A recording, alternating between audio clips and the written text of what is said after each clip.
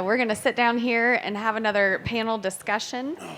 And once again, this is an open dialogue conversation. We're going to kind of get down into the nitty-gritty of some tactical application approaches. You guys ready? Yeah. Alrighty. Well, I don't think I have to introduce these two gentlemen to you again. I think everybody knows who we're. I'm Jim. I'm Russell. I'm Jimmy. Nice to meet you. Nice to meet you. You from around here? No, not really. Oh. Yeah.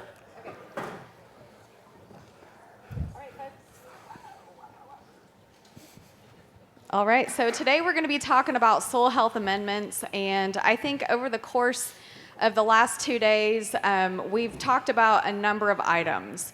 And I think the biggest things for us to highlight right now is that we are talking about the principles of regenerative agriculture, and within these principles of regenerative agriculture, there's dozens upon dozens of practices.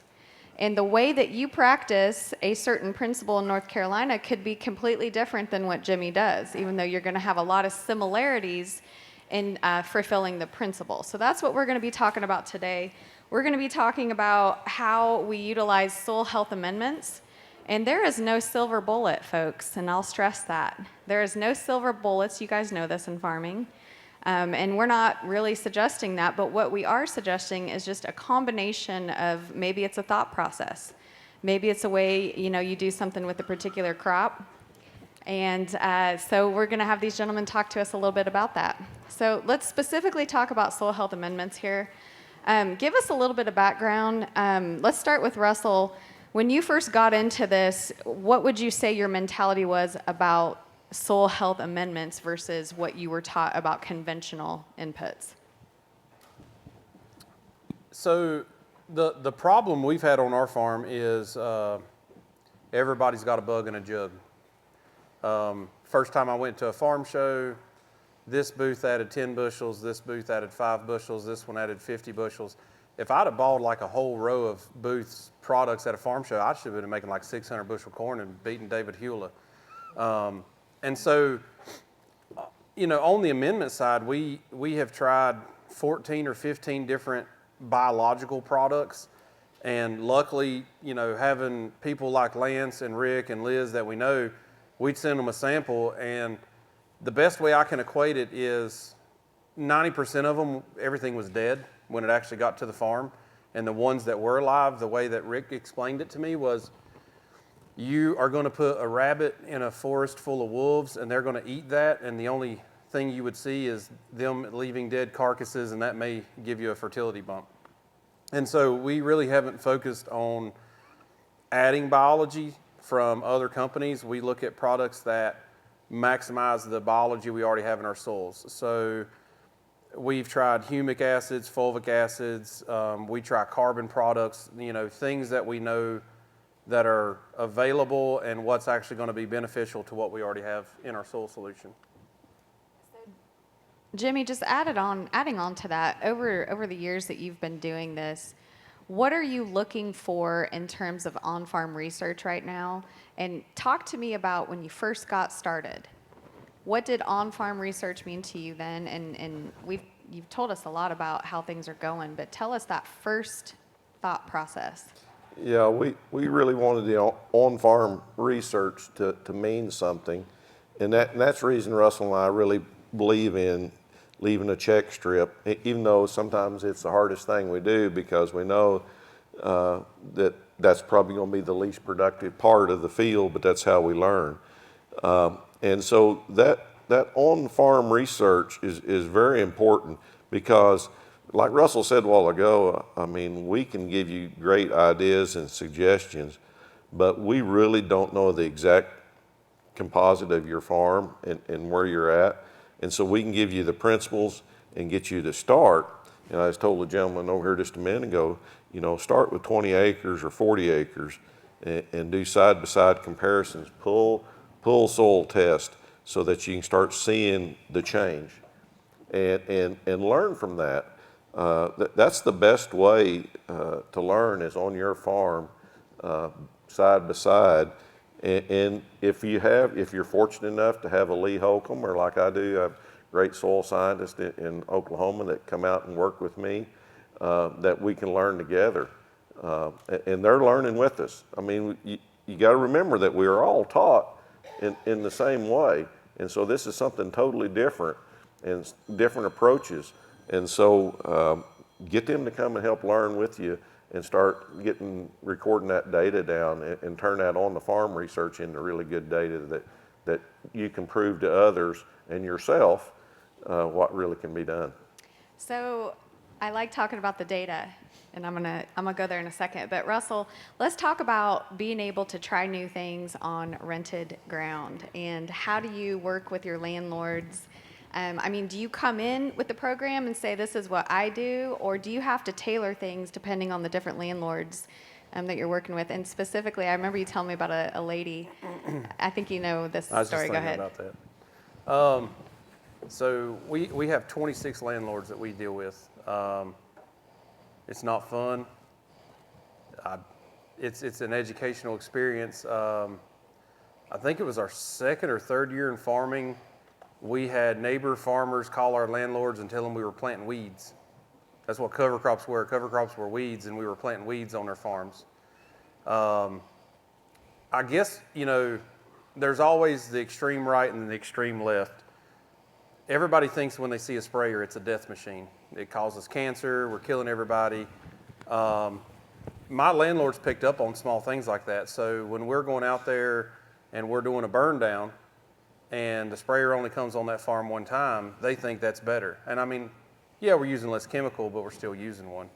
But we had a neighboring farm to that one, and we educate our landlords. We teach them that we are increasing soil organic matter and soil carbon levels, that we're having to use less synthetics. We still tell them we use chemicals, but most years, I don't say we always use less, most years we use less chemicals. Some years if our cover crop does terrible, we have to use a post spray.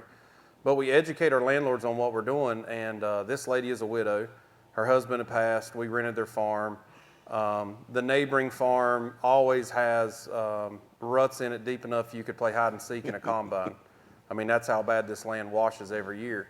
And they just got together as neighbors, and she was like, hey, you don't have ruts. What's that green stuff out there? And literally this 70-year-old woman is teaching another elderly woman about what cover crops are, why her ground does better, why there's less chemicals. We're spraying sugar instead of insecticide. And we have actually picked up several different pieces of farm ground by our landlords, educating other landlords about our practices. And it's tough for me as a farmer, because if you go bid somebody's land up on them, you get a bad name with the neighboring farmers. So we always make it a point that we tell them, hey, look, if this is what you want, put it in a lease, offer it to the other farmer to do the practices you want. And if they won't do it, then you can come back and talk to us, but at least give them the chance to do it. And we get a lot of farmers that don't want to do these soil health principles, and they come back to us and offer us their land for lease. So you're telling me it was a lady that kind of understood it pretty quick? Is that what I'm hearing? You don't know the conversations we had. I would not call that quick. Yeah, I would agree with that. We see that a lot. Yeah. I mean, and we talked about this yesterday a little bit. Men, we don't want change. We like steak, potatoes, And bread. And bread. Sweet tea. And sweet tea. That's it. 4 major food groups. Yep. And women wants to try something, redecorate, want some more, don't you want fish tonight, or don't you want chicken? Is Shannon still here? Yeah. How big's that honeydew list? Yeah. So, but women do get it quicker, and I think they push us as men to try other stuff, and they really get regenerative ag quicker. That's the way it is. I see it out there. Wasn't this the same little old landlord who initially didn't want you to do any test trials by the road? Oh. And then after a while, she was wanting you to put the test trials on the road? Well, so no, it was close to that. So that check strip that y'all saw where we had the Johnson grass and everything coming up, it actually used to run directly in line with her house for about 3 years. And then she said she was tired of looking at the ugly weeds, so we actually turned it the opposite direction in the field where she saw all green, and then she couldn't see where the check strip dropped off. We're close enough to it, so I'm not going to use any names, but I'll give you another example. Went to Colorado, talked at a soil health conference. This man and this woman walked up. They were married. They farm and ranch about 15,000 acres. And she's like, I get it. She's like, I don't know if we're going to do the same thing you're doing, but we're going to try it. We're going to try to reduce our tillage. They were, full-scale tillage at that point. She asked me about, can you convert from full-scale to no-till with anything in between? And absolutely, yes. There's plenty of farmers we've worked with that have went to strip till. If you strip till in the fall, put a root out there, it helps alleviate that compaction from going back. The husband said he wasn't interested in it. The lady turns around, dead serious right now. Lady turns around, she said, well, I'll do it on my half. And he said, what does that mean? She says, well, when I divorce you, I'll do it on my half. When you go bankrupt, I'll buy your half, and then I'll have all the halves, and I'll do it the way I want to. So what do you want to do?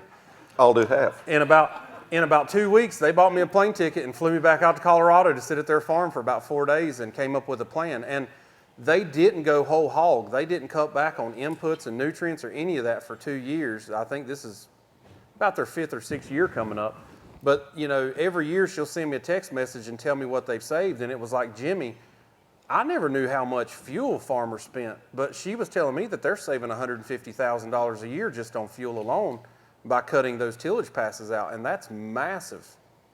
So It can be done. women are nurturers, I have found out. That's right. Or mean. And either one, I they're don't know yet. they're bargainers, that's Yeah. for sure. That's funny. So, Jimmy, do you have rented land too? Oh, yeah. Okay. So, I'm sorry, I'm a little off topic here, but I promise you I'll pull it back in to our, let's see, what are we talking about? Okay. Application. When you're working with a landlord, because I think this is so key, and we do a lot of this soil health education, and I listen to the conversations as the conference is going on, and so, Jimmy, do you guys have any sort of soil health agreement with landlords, or, are they trusting you because you've got a reputation for what you're doing for profitability? Do you have to have that conversation, or is it to the point now where it's a given? So we've got a couple of landlords, and one at the time, and he's passed on now, was a little bit older, and I hit him up about it, and I said, we've always just done a year-to-year lease, and I'd like to go to a 5 or 7 year lease to give me some security here. And he said, well, that we really love to hunt. As long as you don't mess up our hunting, everything will be fine. And so I had a good friend, Darren Williams, that has this great mix for wildlife and deer. And so I planted that strategically where they like to deer hunt. And after the first year, he says, I don't give a dang what you're doing, Jimmy. It's the biggest dang deer, and the turkey and the quail are coming. We love it. We love it. And they signed the agreement. And like I said, now I'm dealing with the son. And him and his son and the grandson really enjoy that. Another landlord, I went to school with her in high school, and her husband went into the oil field and just retired after 37 years with ExxonMobil. And after her dad passed away and her mom went to the nursing center, they reached out to me to farm their land. And she said, we really would like for you to, till it like our dad's done it. And I said, really not interested in that, but it's a big hunk that really connects me to what I own very well. And I said, well, I need to do some education with you and show you what I'm doing. I'll do what you want the first year, but after that, we're going to start converting over to full no-till and cover crops. And God must have been with me because he sent this torrential downpour of rain that summer, and it washed ditches and soil across the road onto my property that I caught. And I never thought about a gift basket. Oh, yeah. So, Gotta be nice about it. anyhow, they got Mom out of the nursing center and brought her out, and she looked right at me and she said, no, I don't want to give you my farm. You just start applying what you're doing. And that's been quite some time ago now. And they're very happy. And actually, her husband said, I get it, because I track carbon all over the world with ExxonMobil. And he got it right away, and he knew. But once again, the way we've always done it is a huge undercurrent. And but they had to see the damage and see that I had none to really understand that. Yeah, I think our next conference, we need to have a regenerative outfitting session, and we can talk a little bit about how that could be a stacked operation for producers, being able to look at the different outfitting opportunities that they have for profitability. Yep. Okay, so I want to talk about how do you gauge success with trying things new or different? And this is kind of a loaded question here. So Russell, give me something that's concrete that says, well, when this test comes out and tells me this, that means success. And then kind of give me more of the obscure key points that your brain tells you something is being successful. I think on our farm, first of all, if we don't fail at least one, if we don't fail at one thing every year, I wouldn't even call that a successful year. We try to push the boundaries and see what we can do, but I'll use something easy that's easy to monitor. If we pull a soil sample from year to year and we see an increase in soil respiration, water extractable organic carbon, and an increase in organic matter, those are I call those the biological indicators of the Haney test. And if we see a biological indicator go up, then that's a definitive test that we can run. But the biggest success, for our farm is, did you actually make money? At the end of the day, if we're not making money, farming's too daggum hard to work that many hours, break your back, walk that many fields. If we're not making money, then at the end of the day, I love farming, but I don't want to do it if I'm going broke. I can stay at home and go broke pretty easy versus working that hard. So, success for us is looking at that return on investment and, was it worth all the effort? But there's a lot of producers I've been to, Russell, that said, well, if we can just figure out how to break even, I'll be happy because I still have my assets and I made my land payments and everything, so that's still our savings account. And I said, well, that's one way that you can look at it, but if you have a hiccup, you're going to lose money. Yeah. And so you have to look at it as a business, and you have to have that positive return. Now, are we going to make money every year? No. Well, maybe, hope, but maybe not. But you need to have that goal, and a goal of just breaking even is not really a good goal. I'm like Russell. I haven't figured out how to just have one failure a year. I'm normally better at that. Well, I didn't say we were limited to one. You just got to have at least one. Yeah. That's a hard concept. So Jimmy, when you talk about this rented land and you talk about trying to get an operating agreement that goes 5 to 7 years, even longer, when you try new products, how many seasons, how many crops do you give that product to determine if it's successful or not? So we'll look at the test well to tell us if the soil's changing. Sometimes it's not all about the profit on the grain. If we can see our soil's changing, we know that that's going to affect the next year. Sometimes things come slow. We all like instant, but if we see that we're building soil organic matter and that carbon level's coming up and that nutrient level's coming up, we know the next go around we're going to be profitable. But just like the PrairieFood example I gave earlier today, that showed a pretty good return, and so that makes us really interested in looking at some more and trying to figure out how to add that and to really get it going. Now, once again, we tried products over the years that didn't show anything, and they're very short-lived. We don't give very big window of opportunity for failures. We'll have one or two a year, but they got to perform. which biological indicators specifically did you see on PrairieFood? So we saw increased in roots, and so we know that the biological community is really growing. Our respiration come up, so we know that was a really good indication. I didn't get to do all the tests this year that I wanted to do after my accident, and so we're going to work on that a lot harder this coming year. Sometimes things play out that you don't really plan on, but we really want to watch that and learn from that. Yeah, and Trish will probably cover this in the next segment that we're going to get in real specific about PrairieFood. Trish might shoot me for this. Yeah, go for it. So I mean, I guess that's been the Trish's knowledge about their product and how to apply it, and the simple fact that we can use it on the farm with what we've got. We're going to try a lot of crazy stuff this coming year. We haven't told her about it yet. She's finding out about it with y'all. But like we're going to try it in furrow. We're going to try it in our 2x2. We're going to try spraying it over the top.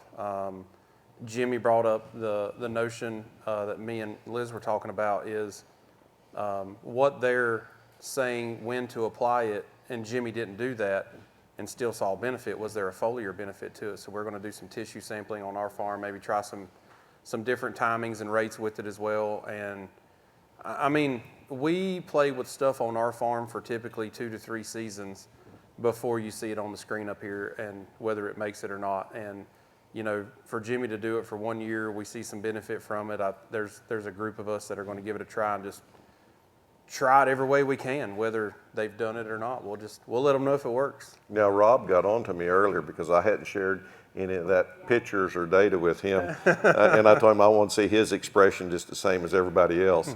But yeah, I mean, normally I like a little bit more trial and error on my farm, but I thought this was well worth it. And so I wanted to unveil it. Well, and I think going back to what Russell, the very first comment you made about you go to a trade show, this guy will give you 5 acres, 5 acres, 10 acres. I mean, that's what I like about this soil health network of producers, because it's really hard you guys are sharing so much information out there, just like what you said, before you go back to the company, you know, and give the thumbs up or anything like that. And I think that's impressive because you're taking the time to not necessarily worry about what the company may or may not be feeding you. You're finding out for yourself. And it's a show me mentality in agriculture. And it takes time and work to do that. I mean, it's all that measurement doesn't come easy in photographs and getting out there in the field to do that. But that's another thing that you have to do if you're going to really see your farm improving. And you got to understand it. So how many producers here today live in Pratt? All right, keep y'all's hands up. Who lives within an hour of Pratt? Okay, whoever has your hand up right here, if you want to know why we have success the way we do, we have a Twitter group, a WhatsApp group, a text message group, and a Facebook group. And is that all? Did I cover most of them? Well, not all of them. But those are our groups. There's LinkedIn, there's Yeah. Instagram, there's TikTok. But I say our group is, what are we, 4 countries now? Yeah. But all of us are trying crazy things, and some guy comes up with an off-the-wall idea. And I'm not saying you have to share your financials of your farm and all the other information, but if you're all looking at going down the regenerative path, create a group in which y'all can talk privately. Nobody's going to judge you on it. You can say some of the craziest stuff in the world about what you're doing and share that with each other. And I mean, what Jimmy's doing, I may change. Or like I said before, what Lauren's doing with 60-inch corn. Yes, I planted 60-inch corn, but I did my cover crops at a completely different time. And other people did the same thing, different than me and Lauren, and we're able to share that and build that community and peer network. By the way, we're 23 conversations behind. Oh. Today. Been a busy day on the group. Yeah. So the group that I got added to, I don't even know how many years ago, maybe 6 or 7 years ago, it's Kansas, Nebraska Soil Stewardship. Everybody write that down. It's a Facebook group.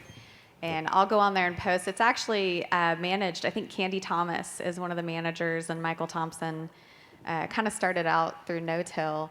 But years ago, that's when I would go to conferences, and I'd have so many questions, and I would just start.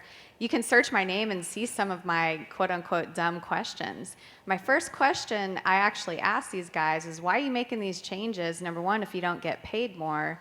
And then I know we haven't talked about organic agriculture. My first thought was, why are you not just going after the organic certification? So anyway, you can get on that group, and you can search for questions, and you can read people's responses. But I would highly recommend that. If it weren't for having peers in this space, I wouldn't have had the confidence and courage to go out and really take the microphone and be on stage and continue to ask the questions to you guys. You know, and Russell and I have learned a lot from the Aussies. Yeah. Yes. And Canadians. Yes. And that other country, Texas, too.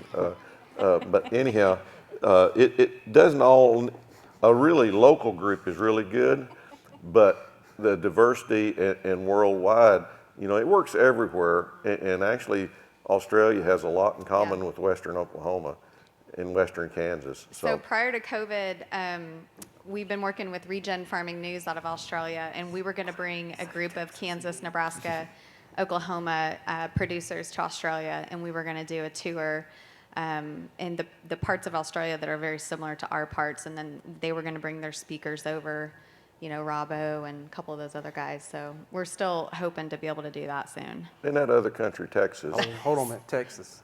Oh, wait. I give my Texas friends a hard time too. Yeah. But, that's a couple things that we typically touch on in conferences like this is the community building aspect of it. And Ann and I were talking about that earlier today. So first and foremost, reach out to all of us if you'd like to. We've got the groups on Facebook. Ask the questions, get connected. Coming up next, Trish is going to be talking a little bit more specific to PrairieFood on how you can get connected to PrairieFood, how you can work one-on-one with their advisors, and gain the confidence to be able to not only implement the practices, but also utilize the product PrairieFood. So actually, let's ask does anybody have any questions with this motley crew here? Go ahead. So how many of you in the group out here follow somebody that spoke at the conference today on some sort of social media? Okay. All right, that's good.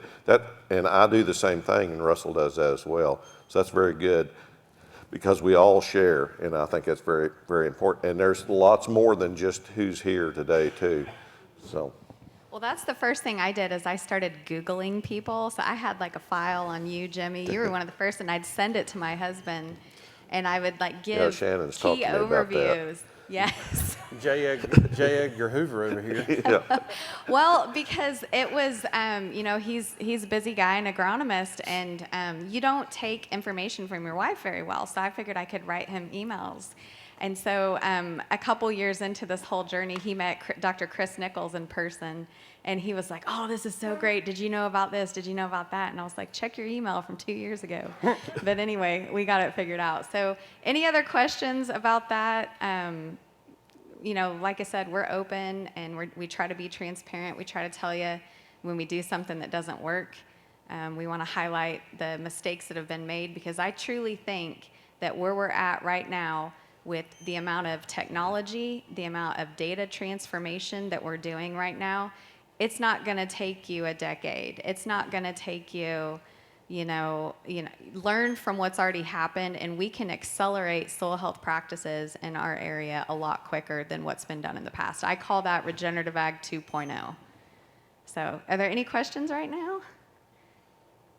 No? Man, we've answered every question, Russell. Our work is done here. We stunned them. Okay. Well, let's give our panelists a round of applause here. Thank y'all.